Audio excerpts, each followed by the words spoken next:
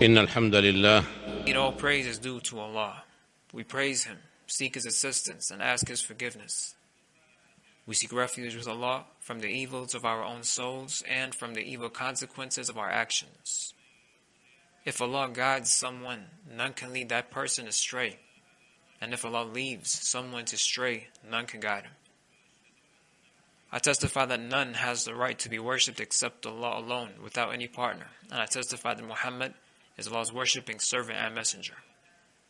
People of Iman, observe taqwa of Allah as He rightfully deserves by fulfilling His commands and avoiding His prohibitions. And do not die except submitting to Allah and Islam.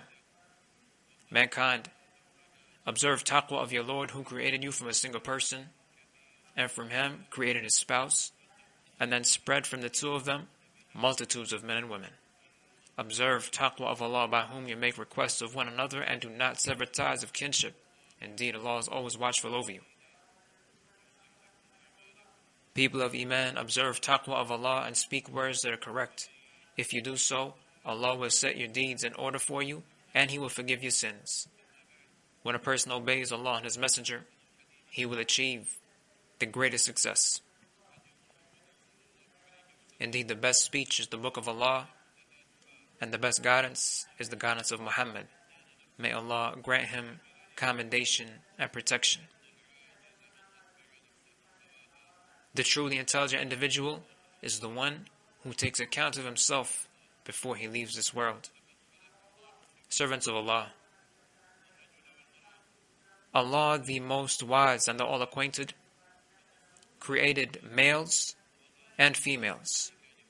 He put within them traits that are particular to each of the two groups, and He also put within them traits that are common, such that the two incline towards each other.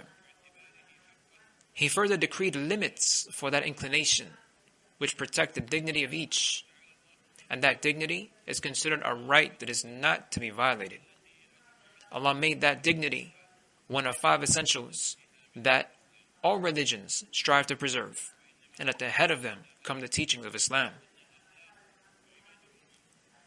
A well-established fact is that sound morals are a crucial element that upholds entire peoples and allows their civilizations to thrive. They are a link between a people's heritage of the past and its accomplishments of the present. Whenever anything infiltrates sound morality among a people, it delays their progress and leads to division among them. There is no true value to material progress when people's souls and morals are left neglected. This is especially so if that neglect affects people's dignity and integrity. When one examines the state of various communities today, amidst the constant developments of modern life and its various social requirements, one finds a phenomenon that takes place in varying degrees among people. It is a phenomenon that disturbs and an ill that corrupts. It busies the minds of those involved in education and human rights. It occupies specialists in the realms of security and justice. Social media and mass media contain elements that censure it, promote it, and try to solve it. It is a phenomenon that calls for deep concern and serious consideration in order to control it and combat its ill consequences. It is the phenomenon of harassment. Servants of Allah, harassment involves one party violating the rights of another party, whether male or female, by way of gesturing, making insinuations, staring at the body of the other, touching the body of the other, making either subtle or explicit remarks that express the desire to transgress against the dignity of the other by fulfilling one's own inclinations towards them. According to that understanding, harassment is a crime and a worldwide phenomenon to which every community devotes significant attention and study so as to provide effective deterrents and treatments. That is due to the speed of its spread in both public and private settings throughout various communities. In some instances, its snares extend even to the family members of its direct targets, and we implore Allah to protect us all against such things. Servants of Allah, harassment does not only claim women as its victims, even though they may be the majority. Rather, it also claims men as victims, and it may even reach beyond adults to claim children as its victims as well. The propensity to harass others is a feature of some males and females whose hearts are empty and they lack any sort of religious, social, or moral deterrent. As a result, their own ideas prompt them to do whatever they want, whenever they want, however they want.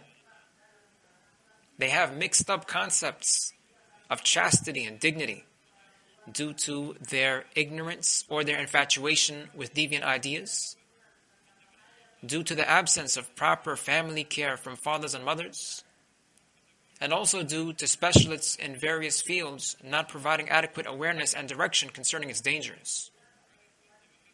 The outcome of that all is having the tangible and intangible ills of harassment go beyond the individual. They extend to the family, each of which is the building block of a community, and then eventually extend to the entire community. Servants of Allah, there is no doubt that harassment is a channel that leads to fornication. It ends up becoming a strong inclination within that results from an error on the part of both genders when either is in a public setting and has no concern for the rights of others. Perhaps one party might bear an appearance beyond what is normally or customarily acceptable, and it may captivate the other party and then drag it into immoral things that it would not have given any thought before. Bearing such an appearance on its own is undoubtedly a form of harassment, even if the male or female bearing it does not say anything verbally. The party targeted by harassment is not absolved of responsibility in the case where it did something to provoke being harassed by others. And at the same time, the party that committed the harassment cannot claim to be justified in what it did. Both sides did something wrong, though the larger share of wrongdoing lies with the party that instigated the harassment. It is necessary to preempt such harassment in order to prevent it from occurring. That can take place by spreading awareness about the inviolability of human dignity and the effects that chastity has upon a Muslim's religious life, worldly life, and the well-being of his community overall, so that no one transgresses against anyone else. It is also necessary to remove harassment after its occurrence by penalizing harassers. No individual who bears in mind their own dignity or the dignity of others would treat any situations of harassment lightly. Allah's Messenger, may Allah grant him commendation and protection, said, Allah indeed decreed for the descendants of Adam a share of fornication that would inevitably take place. The fornication of the eye is looking. The fornication of the tongue is speaking. The soul wishes and desires, and the intimate parts either confirm that or deny it. This is collected by Bukhari and Muslim. Servants of Allah, harassment is not limited to intimate inclinations and desires. It may also be carried out by someone with malicious intent. The people of Al-Kufa had wrongfully complained to Umar ibn al-Khattab about Sa'd ibn Abi Waqqas. May Allah be pleased with him and with all the companions. This was recorded in the two Sahih collections. As a result, Omar removed Sa'd from the position of responsibility he was in. One of the people who dishonestly complained was a man named Abu Sa'da. Sa'd ibn Abi Waqqas, may Allah be pleased with him, said about that individual, I swear by Allah that I will supplicate for 3 things. O Allah, if this servant of yours is lying, and he came forth wanting to be seen and heard of by others, I beseech you to prolong his life, prolong his lack of means, and expose him to trials. When that man later reached old age and his eyebrows had fallen over his 2 eyes due to elderliness, he would go after young women in the streets and grab at them. When asked afterwards, he would say, I'm an old man who has been tested.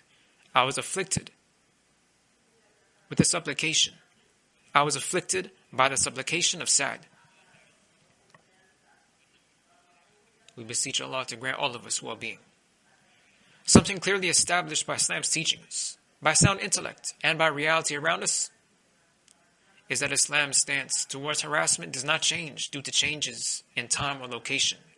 Its position towards this reprehensible trait is very firm. Islam considers harassment as a blatant form of transgression against people's dignity. And reference works on fiqh, the laws of Islam derived from its texts, outline the penalties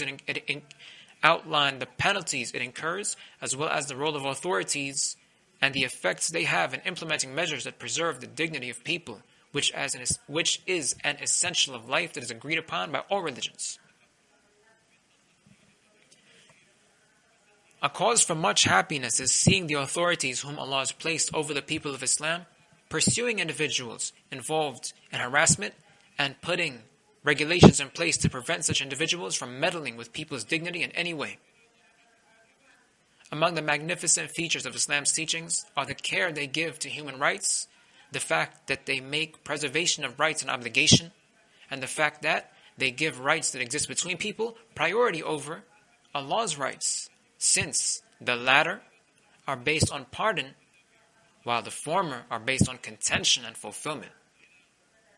This is why Islam's pristine teachings contain commands and prohibitions that serve to protect human dignity.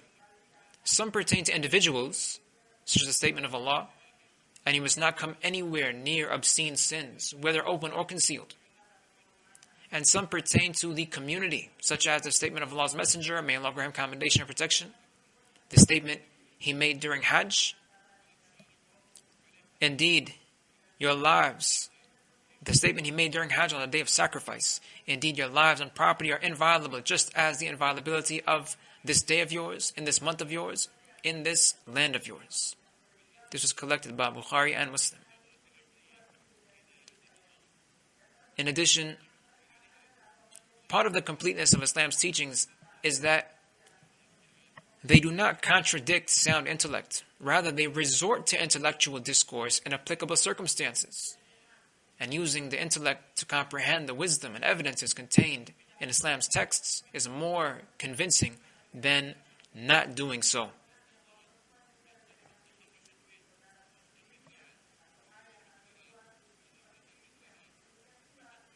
A young man came to the Prophet, may Allah grant him commendation and protection, and said, Messenger of Allah, I would like you to make fornication permissible for me.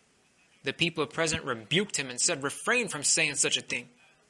The Prophet, may Allah grant him commendation and protection, told the young man, come near me. The young man did so and then sat. The Prophet asked the young man, would you like that for your mother?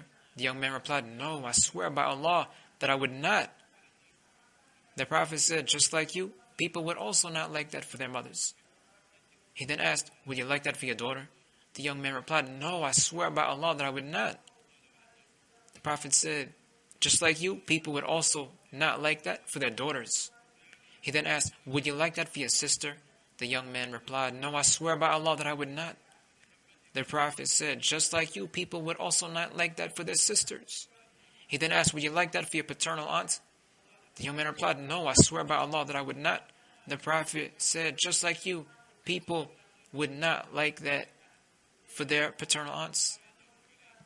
He then asked, would you like that for your maternal aunts?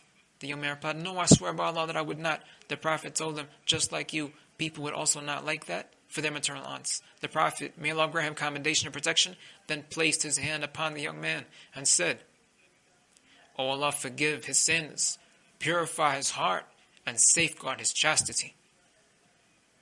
Afterwards, that young man did not look around at anything. This was collected by Ahmed with a sahih chain of narration. I say this much, and I beseech Allah to forgive myself as well as all of you.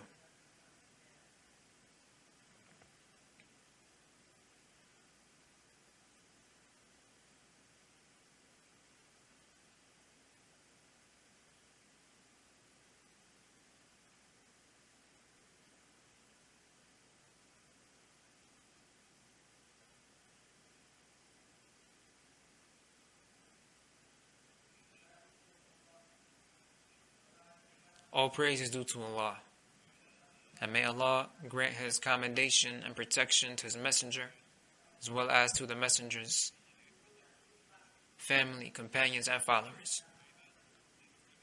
Servants of Allah, chastity is a very desirable quality.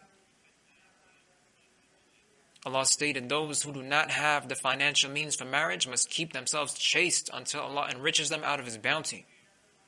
Chastity is a very dignified trait that should be adopted by any person who seeks to curb his desires so that they are not left uncontrolled and so they drive him to engage in anything detrimental. Preserving chastity is good in every way, even in the case of those who do not have a strong desire for intimacy. Allah said, as for elderly women who are past childbearing, no longer have any desire for intimacy, and would not be sought for marriage, it is not a sin for them to stop wearing their outer cloak that conceals their clothing, on the condition that they do not display any of their adornment that they are to keep concealed. Nonetheless, continuing to wear those outer garments in order to preserve chastity is better for them. Thus, anyone whose soul feels inclined towards harassment should ask themselves, would they be pleased about following through and fulfilling their inclinations when the angel of death comes to take their soul? Would they be pleased about following through when the two angels sit them up in their grave and question them? Would they be pleased about following through when the time comes for people to receive the records of their deeds, and none knows whether the records will be received by their right or left hands? Would they be pleased about following through when the time comes to cross the bridge over the hellfire, and none knows whether they will be successful or not? Would they be pleased about following through when the balance for weighing righteous deeds is brought? When the balance for weighing deeds is brought, and none knows whether their righteous deeds will weigh lightly or heavily? Would they be pleased about following through when the time comes to stand before Allah and be questioned? Every person who submits to Allah and Islam must continue to observe taqwa of Allah, keep in mind the limits set by Allah, and not overstep those limits. Al-Bukhari and Muslim collected that Ata ibn Abi Rabah said, Ibn Abbas once said to me, should I show you a woman among the people of Jannah? I replied, please do so. He said, this dark-skinned woman who came to the Prophet, may Allah grant him commendation and protection, and said, I suffer from seizures, and parts of my body end up exposed. Thus, I would like you to supplicate Allah for me.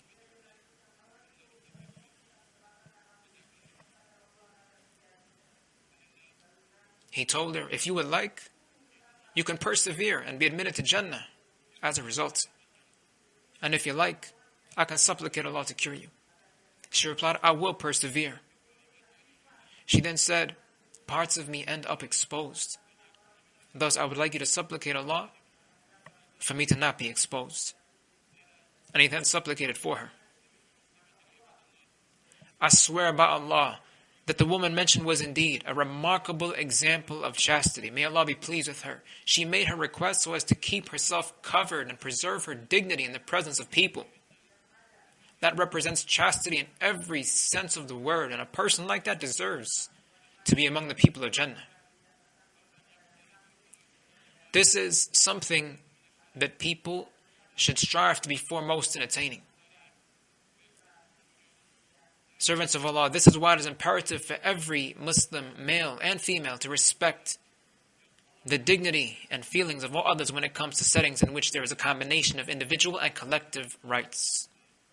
Instruct the men who have Iman to lower their gaze and to preserve their chastity that is pure for them. Allah is completely acquainted with everything that they do. And tell the women who have Iman to lower their gaze, to preserve their chastity, and to not expose what adorns them, except for their outer garments, which are apparent. In conclusion, bear in mind the instruction Allah gave us when He said, people of Iman invoke Allah to grant the Prophet commendation and to grant him protection as well. O Allah, grant your commendation and protection to your messenger Muhammad. O Allah, be pleased with your messenger's companions. O Allah, we beseech you by your kindness and favor to be pleased with us along with them. O Allah, grant your support to Islam and the people who submit to you in Islam. O Allah, grant relief to the afflicted, settle the debts of those who are in debt, and grant cure and healing to the people who submit to you in Islam. O Allah, make our authorities righteous individuals. O Allah, guide our leader to all that you love and are pleased with.